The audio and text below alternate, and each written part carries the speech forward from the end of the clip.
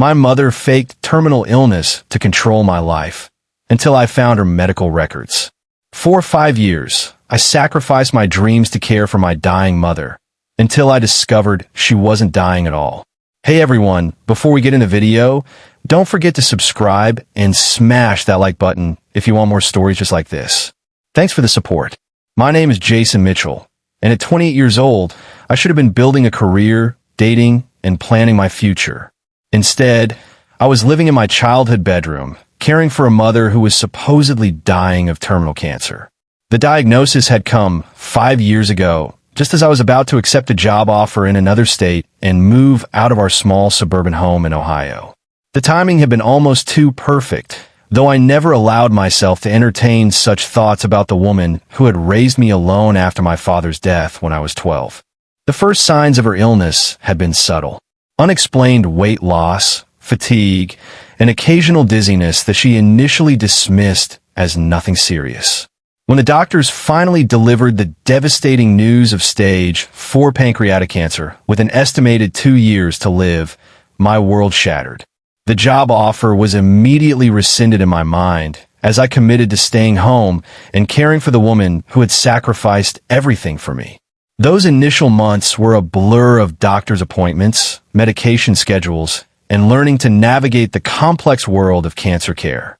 I became her primary caregiver, managing her medications, preparing special meals, and providing the emotional support she needed during this difficult time. Friends and family praised my devotion, often commenting on how lucky my mother was to have such a dedicated son. I took pride in this role, believing I was doing the right thing, the honorable thing. As the years passed, my life remained on hold while my peers moved forward. College friends married and had children. Former colleagues advanced in their careers. Social media became a painful reminder of everything I was missing. Yet I told myself this was temporary, that these sacrifices would be worth it for the extra time I had with my mother. What should have been 2 years stretched into 3, then 4, then 5. Medical miracles happened, the doctors said. Her particular cancer was responding unusually well to treatment. Each time I questioned why she seemed healthier than others with her condition, I was met with medical jargon I didn't fully understand, but accepted without question. My mother, Carol, had always been a controlling presence in my life, but her illness intensified this dynamic. Every attempt I made to reclaim a small piece of independence was met with guilt-inducing comments about how little time she had left. When I mentioned taking an online course to update my professional skills, she grew pale and weak, needing to rest for days. When I considered dating again after a long hiatus, she had a sudden health scare that required my full attention. Financially, I was trapped. The medical bills consumed most of my savings, and what little remained I contributed to household expenses. I worked part-time from home, but my earning potential was severely limited by my caregiving responsibilities. My mother controlled the family finances completely, insisting that managing money was too stressful for someone in her condition. The isolation grew over time. Friends stopped inviting me out, assuming I was too busy with caregiving. Family visits became less frequent as people found it difficult to watch my mother's supposed decline. I was alone with her for most of our days, our world shrinking to the confines of our home and the routine of her care. What troubled me most were the inconsistencies. Days when she seemed perfectly healthy, only to become suddenly frail when I mentioned plans that didn't involve her. The way she could summon tears at will when discussing her mortality. The remarkable recovery she experienced whenever something exciting happened in her life, like a visit from a favorite relative or the delivery of an expensive gift she'd wanted. I pushed these thoughts away, ashamed of doubting a woman who was fighting for her life. I told myself I was just stressed, that caregiver burnout was making me paranoid. But the questions continued to grow, planting seeds of doubt in what had once been unwavering certainty. The first concrete crack in my mother's story appeared on a Tuesday afternoon in early October. I was organizing the stack of medical bills that had accumulated on the kitchen counter, a task I performed monthly to ensure nothing was missed. As I sorted through the invoices from various hospitals and clinics, something caught my attention. A bill from an oncology practice I didn't recognize, dated 3 months ago, for consultation that my mother had never mentioned to me. When I asked about it that evening, she became flustered, explaining that it was just a second opinion she hadn't wanted to worry me about. Her explanation seemed reasonable at first, but later that night, I couldn't shake the feeling that something was off. Why would she hide a second opinion from me, especially when I was so involved in her care? This incident opened my eyes to other discrepancies I had previously overlooked. The way certain medications would disappear from her regimen without explanation.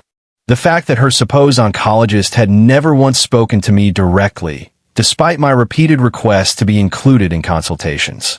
The remarkable coincidence that her worst symptoms always appeared when I had made plans to socialize with friends or pursue personal interests. I began paying closer attention to her behavior, documenting inconsistencies in a private journal I kept hidden in my room. On days when she believed she was alone, I noticed her moving with an ease that contradicted the pain she claimed to experience. I once heard her laughing heartily on the phone with her sister, a stark contrast to the weak voice she used when I was within earshot. The most damning evidence came when I accompanied her to what was supposed to be a chemotherapy treatment. As we waited in the oncology department, I stepped away to use the restroom. When I returned, I found her speaking animatedly with a nurse who seemed confused by my mother's references to treatments she had supposedly received. The nurse's expression was one of polite confusion, not the recognition I would have expected from someone familiar with my mother's case. After we returned home, I mentioned the odd interaction to my mother. She became defensive, accusing me of questioning her honesty and suggesting that the stress of my doubt was making her condition worse. The guilt trip worked, as it always did, and I found myself apologizing for my suspicions. Yet the doubts continued to grow. I started researching her specific type of cancer, learning about typical symptoms, progression, and treatment protocols. What I discovered didn't align with what I was witnessing. Her supposed remissions were too complete, her recoveries too miraculous. The side effects she described didn't match the treatments she claimed to receive. The breaking point came when I intercepted a package addressed to my mother. It contained vitamins and supplements marketed for general wellness, not the specialized nutritional product prescribed to cancer patients. When I confronted her about this, she claimed they were recommended by her doctor to support her immune system between treatments. But something in her eyes told me she was lying. That night, I made a decision that would change everything. I needed concrete proof, one way or another. I needed to know if I was losing my mind with suspicion or if my mother had been deceiving me for years. The next morning, I contacted the hospital where she supposedly received most of her treatments, claiming to be updating my records and needing copies of her entire medical file.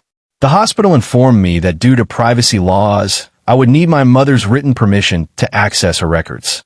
This presented a significant obstacle, but not an insurmountable one. I spent the next week observing my mother's routine, looking for an opportunity to find what I needed without raising her suspicions. The opportunity came sooner than expected. My mother announced she would be visiting her sister for the weekend, something she hadn't done in years due to her supposed condition. She claimed she was feeling particularly strong and wanted to take advantage of this good period to spend quality time with family. I offered to drive her, but she insisted on going alone, saying she needed to maintain her independence. As soon as she left, I began my search. I started in her bedroom, knowing that if she were hiding something, it would likely be there. I spent hours going through her belongings, careful to return everything to its original position. In the back of her closet, I found a locked metal box. My heart raced as I realized this might contain what I was looking for. The box wasn't difficult to open. The key was taped to the underside of her dresser drawer, a hiding place so obvious I wondered if she wanted it to be found. Inside were documents that would shatter my reality completely. Medical records showing not cancer, but routine checkups and minor health issues. Laboratory results with normal values. Insurance statements for procedures she had never mentioned. And most damning of all, a letter from a doctor thanking her for participating in a study on caregiver stress, with detailed notes on how she should simulate symptoms convincingly. I sat on the floor of my mother's bedroom, surrounded by evidence of a deception so profound it made me question everything I thought I knew about my life, my mother, and myself. 5 years of sacrifice, of putting my life on hold, of caring for someone who wasn't dying but was instead manipulating me with elaborate lies. The anger that surged through me was so intense it felt like a physical force, followed by a wave of devastation so deep I thought I might drown in it. The documents spread across my mother's bedroom floor told a story so different from the one I had been living for the past 5 years. As I sifted through the papers, a timeline of deception emerged. The initial diagnosis had coincided perfectly with my job offer in another state. The remissions aligned with times when she wanted something from me or needed me to be in good spirits for family events. The relapses occurred whenever I showed signs of independence or mentioned moving forward with my life. What struck me most profoundly was the meticulous nature of her deception. The forged medical documents were convincing enough to fool someone not looking for inconsistencies. The fake prescription bottles contained over-the-counter medications disguised as cancer treatments. The medical alert bracelet she wore daily was just a piece of jewelry with no actual medical significance. I spent hours examining the evidence, my emotions cycling between disbelief, anger, and profound sadness. How could the woman who raised me, who taught me right from wrong, orchestrate such an elaborate deception? What kind of person would pretend to have a terminal illness, not just for weeks or months, but for years? The questions spun in my mind, each one more painful than the last. Among the documents was a journal my mother had kept, detailing her thoughts and motivations throughout the deception. Reading her words was both illuminating and devastating. She wrote about her fear of being alone after I moved away, her jealousy of the life I was building without her, her determination to keep me close no matter the cost. She documented the research she had done to make her illness convincing, the lies she told friends and family, the satisfaction she felt when I chose her over my own ambitions. Perhaps most painful was her description of how she viewed my sacrifice not as a gift of love from a devoted son, but as her right as a mother. She believed she was entitled to my time, my attention, my financial support. She saw nothing wrong with manipulating my emotions to keep me dependent on her. The narcissism was staggering, the lack of empathy for what she was putting me through breathtaking in its scope. As evening approached, I carefully returned everything to the metal box, locking it and placing it back in its hiding spot. I needed to think to process this revelation before confronting my mother. Part of me wanted to pack my bags and disappear without a word, to escape the toxic environment that had been my home for so long. But another part of me knew that wouldn't bring closure or resolution. The next morning, I woke with a clarity I hadn't felt in years. I knew what I had to do. But first, I needed to understand the full scope of her deception. I spent the day making phone calls, speaking with medical professionals, and gathering more information. I contacted the cancer center where she supposedly received treatment, only to discover they had no record of her as a patient. I spoke with her primary care physician, who confirmed that aside from minor age-related health issues, my mother was in relatively good health. Each piece of information I gathered strengthened my resolve while deepening my sense of betrayal. This wasn't a momentary lapse in judgment or a desperate act born of fear. This was a calculated, long-term deception designed to control my life completely. The woman I had cared for, the mother I had mourned in advance, didn't exist outside of her own imagination. When my mother returned home Sunday evening, she was in high spirits, chattering about her visit with her sister and the wonderful time they had had. She seemed energized, healthy, completely unlike the person who had been too weak to leave the house just days before. As she spoke, I watched her perform, the practiced movements, the carefully chosen words designed to elicit sympathy and maintain control. That night, I barely slept, my mind racing with questions about how to proceed. Should I confront her privately? Should I involve other family members? Should I simply walk away and start a new life elsewhere? Each option had its merits and its drawbacks. A private confrontation might allow her to manipulate the situation as she had so many times before. Involving others could create a family crisis that might not be recoverable. Walking away would leave the deception unchallenged, potentially allowing her to victimize others in the future. By morning, I had made my decision. I would confront her, but not immediately. First, I needed to gather more evidence to ensure that when I did confront her, she couldn't talk her way out of it. I also needed time to process my own emotions, to move beyond the initial shock and anger to a place where I could handle the confrontation with the gravity it deserved. The following weeks were a strange dance of pretense. I continued to care for my mother as I had before, all while secretly documenting her deception. I recorded conversations, photographed inconsistencies in her behavior, and collected additional evidence of her lies.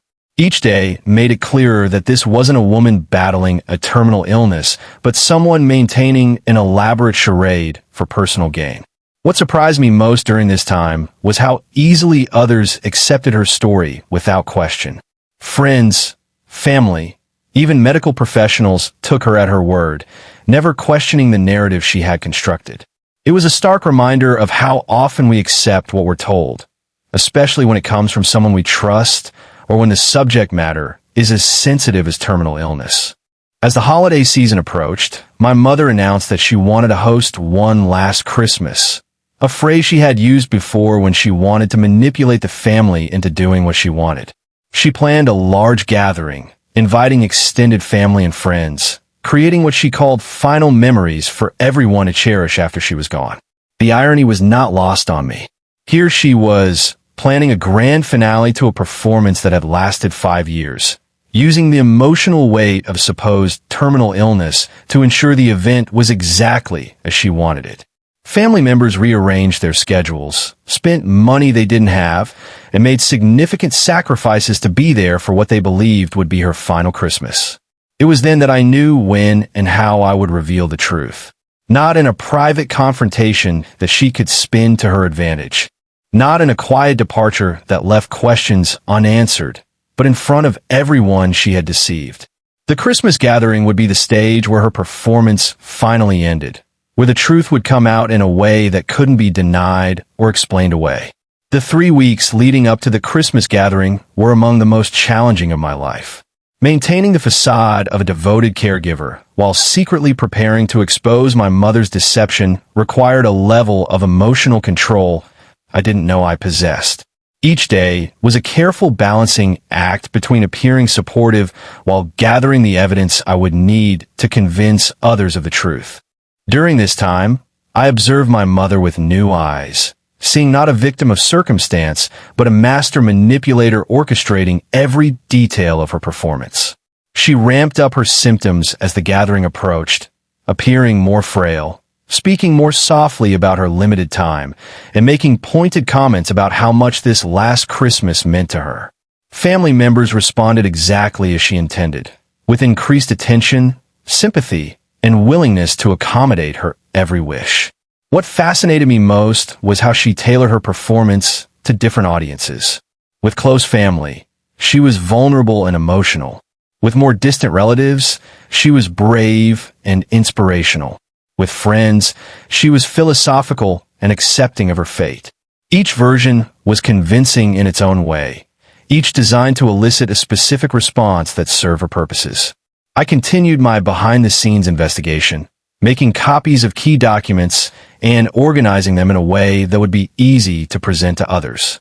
I also reached out discreetly to a few family members I thought might be receptive to the truth, testing the waters without revealing everything I knew. The responses were mixed. Some were immediately defensive of my mother, while others admitted to having had their own suspicions over the years. The most surprising discovery came when I found a second hidden box in the attic, this one containing evidence of my mother's previous deceptions. It turned out this wasn't the first time she had fabricated health issues to control situations or garner attention. There were records of supposed illnesses dating back to my childhood, each time perfectly to coincide with events she wanted to avoid or situations she wanted to manipulate. Understanding this pattern made her current deception both more comprehensible and more reprehensible. As Christmas approached, I wrestled with the moral implications of what I was planning. Part of me felt guilty for exposing my mother in such a public way, for potentially causing her humiliation and pain. Another part of me felt righteous anger at the years she had stolen from me, the relationships she had damaged, the trust she had violated. In the end, I concluded that the truth needed to be revealed not just for my sake, but for hers as well. Perhaps facing the consequences of her actions would be the first step toward her finding a healthier way to live. The house was transformed for the gathering, decorated more elaborately than ever before. My mother directed every detail from her recliner in the living room, appearing weak but authoritative as family members scurried to fulfill her requests. She spoke repeatedly about how she wanted everything to be perfect for her last Christmas, a phrase that became more manipulative each time she used it. Family members began arriving 2 days before Christmas, some from as far away as the West Coast.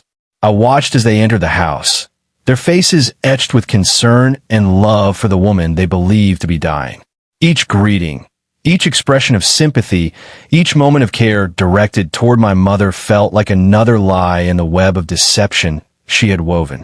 My Aunt Carol, my mother's younger sister, was among the first to arrive. She pulled me aside shortly after getting settled, her eyes filled with concern. "Jason, you look exhausted," she said, her voice gentle. "Are you taking care of yourself through all this?" I gave her a non-committal answer, but her question stayed with me. Was I taking care of myself? The truth was, I hadn't been for years. My mother's illness, real or fabricated, had become the central focus of my existence, pushing my own needs and desires to the background. This realization strengthened my resolve. This Christmas would indeed be a last one, but not in the way my mother intended. Christmas Eve arrived with a sense of anticipation that had nothing to do with the holiday. The house was filled with family members, all gathered to support my mother in what they believed to be her final celebration. The atmosphere was thick with unspoken emotions, love, grief, nostalgia, and the underlying tension of my secret knowledge. As evening fell, my mother called everyone to the living room, where she sat surrounded by pillows and blankets, the picture of a frail but brave woman facing her mortality. She had asked me to prepare a short speech about what she meant to me, a request I had agreed to with a secret smile. She expected words of love and appreciation, a tribute to her courage and the impact she had on my life. She would get something very different. I stood before the gathered family members, my heart pounding in my chest. My mother looked up at me with an expectant smile, ready to receive the public validation she had orchestrated so carefully. Other family members watched with sympathy, prepared to be moved by my words of farewell to a dying mother. The moment had come. 5 years of sacrifice, of putting my life on hold, of caring for someone who wasn't dying but was instead manipulating me with elaborate lies, was about to reach its conclusion.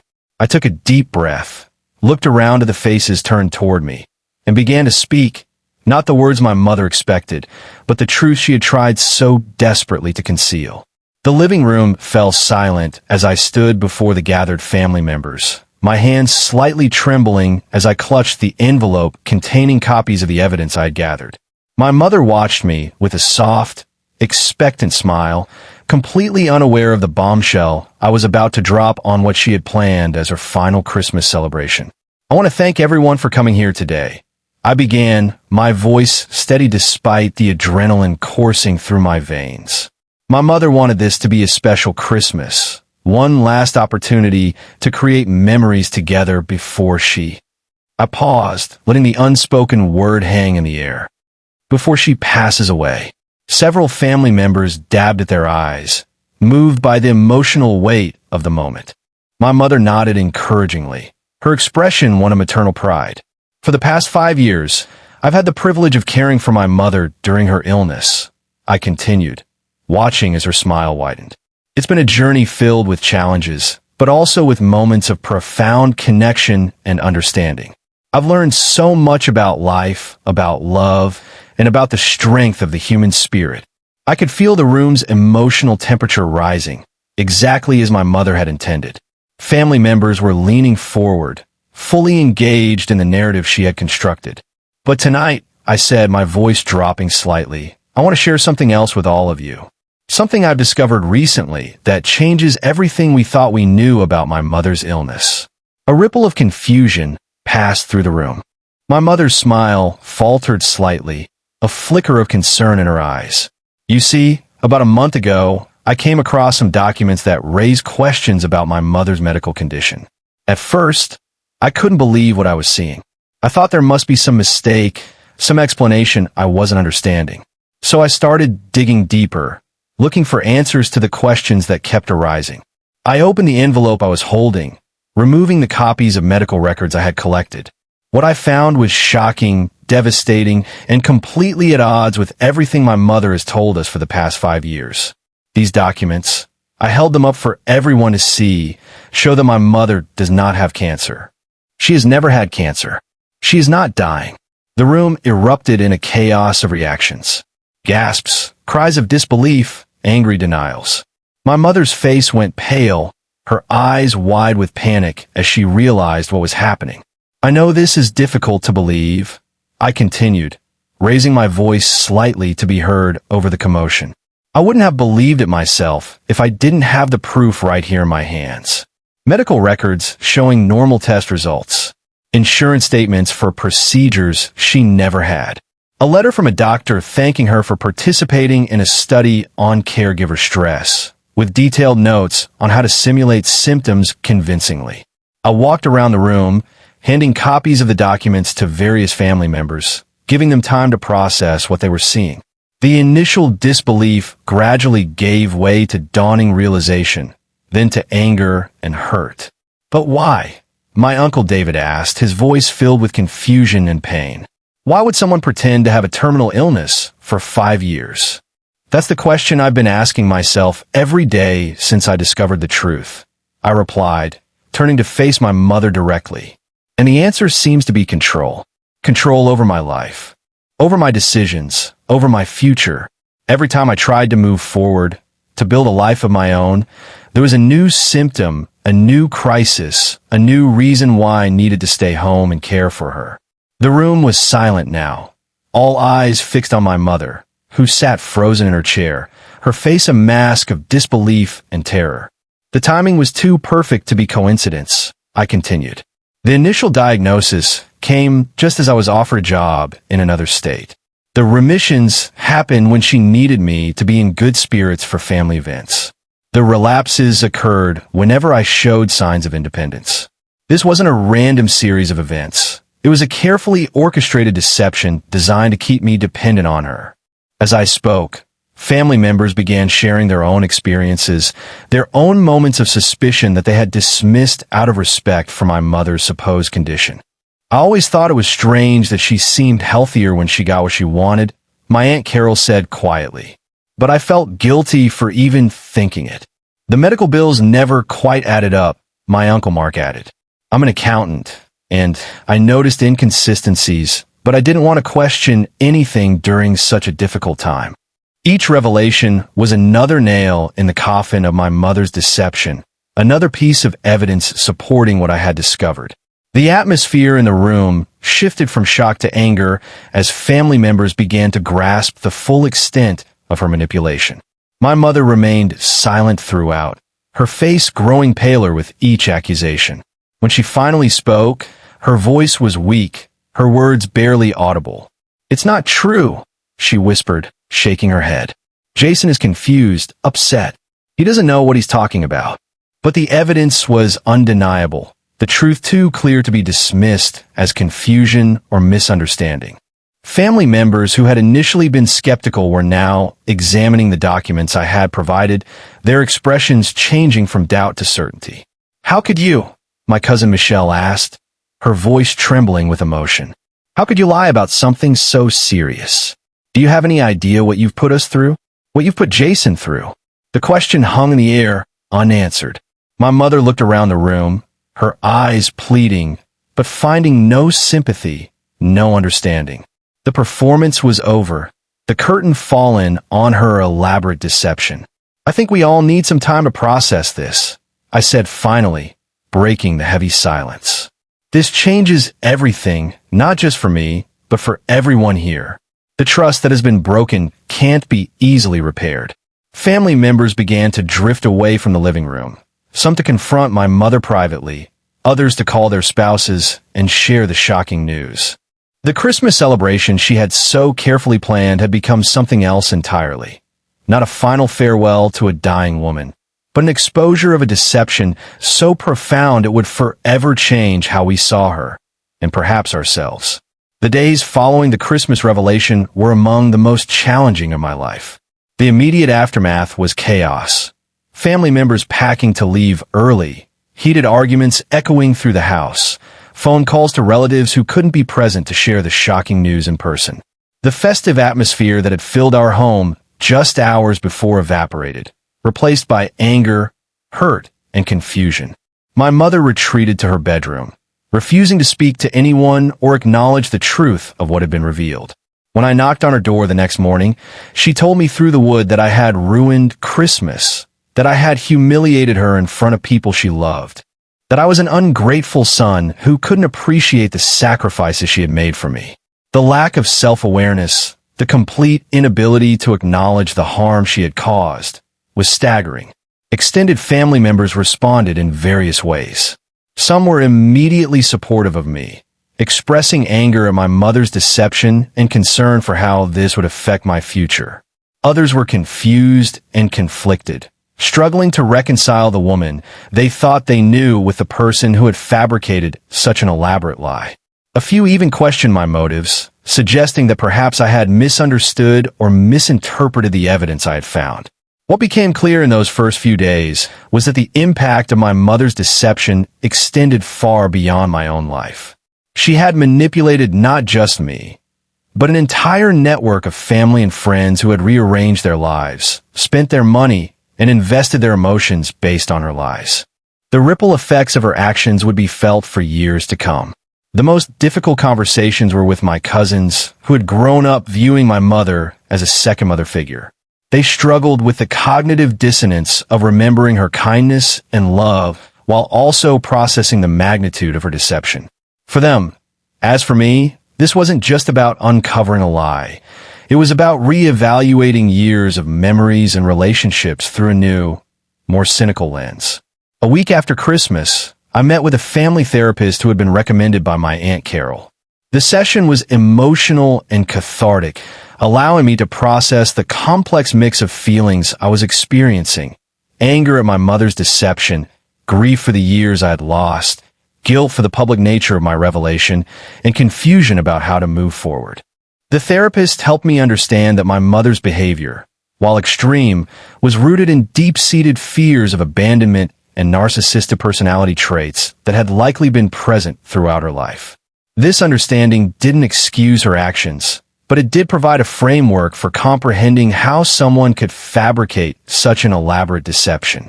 What surprised me most in the weeks that followed was how many people came forward with their own stories of my mother's manipulative behavior over the years. Friends and family members shared instances where she had exaggerated health issues, fabricated crises, or used emotional manipulation to get what she wanted. These stories, which I had dismissed as isolated incidents at the time, now formed a clear pattern of behavior that had culminated in her most elaborate deception. Financially, I faced significant challenges. 5 years of part-time work and contributing to my mother's supposed medical expenses had left me with minimal savings and a resume with a significant gap. The job offer I had declined 5 years ago was no longer available, and the industry had changed considerably during my absence. Rebuilding my professional life would require time, effort, and likely additional education or training. The emotional toll was even more substantial. I struggled with trust issues, questioning my own judgment for not seeing through the deception earlier. I felt a profound sense of loss. Not for the mother I thought was dying, but for the relationship I wished we could have had, one based on honesty and mutual respect rather than manipulation and control. 3 months after the revelation, I moved out of the family home and into a small apartment across town. The distance was both physical and emotional, giving me space to heal and rebuild my life without constant reminders of the deception.